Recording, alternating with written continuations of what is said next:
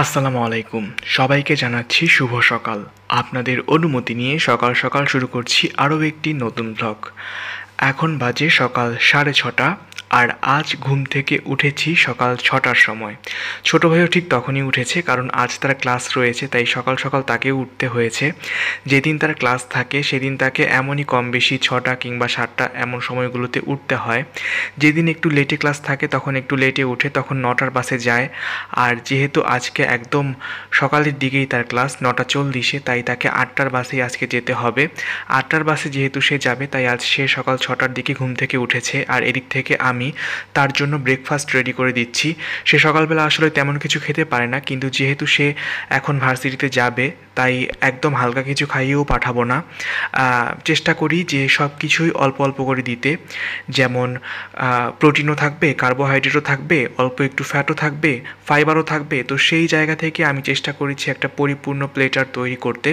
দেখতে পাচ্ছেন এই যে দুধ দিয়ে এখানে হরলিক্স তাকে গুলিয়ে দিচ্ছি, একটু চিনিও দিলাম সেই সাথে। এখানে দুধটা মেইনলি প্রোটিনের চাহিদা পূরণ করবে, তাছাড়াও দুধের মধ্যে আরও অন্যান্য অনেক নিউট্রিয়েন্টস রয়েছে, সেগুলো নিয়ে এখানে বিশদে আলোচনা নাই করলাম। আর হরলিক্স ভীষণ স্বাস্থ্যকর একটি হেলথ ড্রিঙ্ক।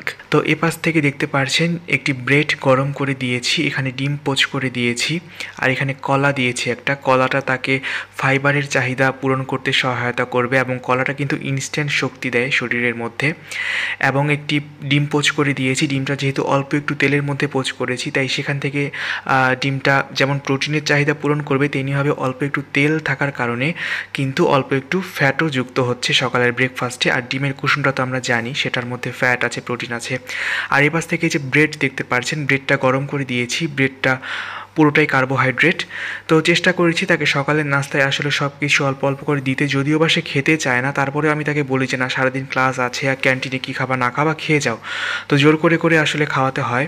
তারপরেও পুরোটা খেয়ে যেতে পারে না, হরলিক্সটা খায়। আর এই যে ব্রেড আর ডিম দিলাম, এটা কতটুকু খাবে জানি না। ওপাশ থেকে কলা দিয়েছি, তো একটু সস দিচ্ছি। সসটা দিলে আসলে ব্রেডটা খেতে ভালো লাগবে।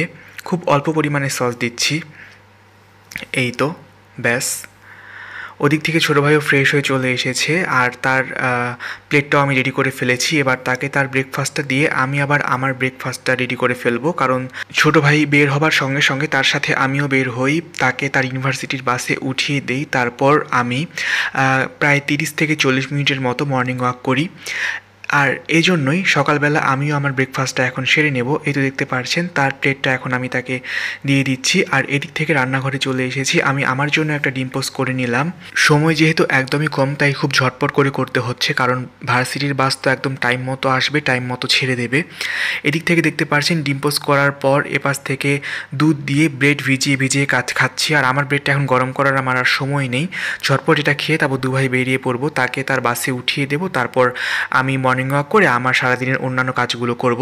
এই যে দেখতে পাচ্ছেন মর্নিং ওয়াক করে ফেরার পথে হঠাৎ বৃষ্টি শুরু হয়ে গেল। আর বৃষ্টির মধ্যে ওই যে পুকুরের পাড়ে পানকৌড়ি না বক, দূর থেকে বুঝতে পারছি না, একটু জুম করে আপনাদেরকে দেখাই। সকালবেলা মর্নিং ওয়াক করতে বেরোলে আসলে এই দৃশ্যগুলো দেখে মন প্রাণ পুরো জুড়িয়ে যায়, এবং সারাদিনের জন্য মনটা পুরো চাঙ্গা হয়ে যায়। আপনাদের সাথে শেয়ার করে ফেললাম। ভালো থাকবেন সবাই, সবাই আমাদের জন্য দোয়া রাখবেন। আপনাদের সকলের জন্য রইল অনেক অনেক দোয়া, অনেক অনেক ভালোবাসা। আজকের মতো তাহলে আল্লাহ হাফেজ, আসসালামু আলাইকুম।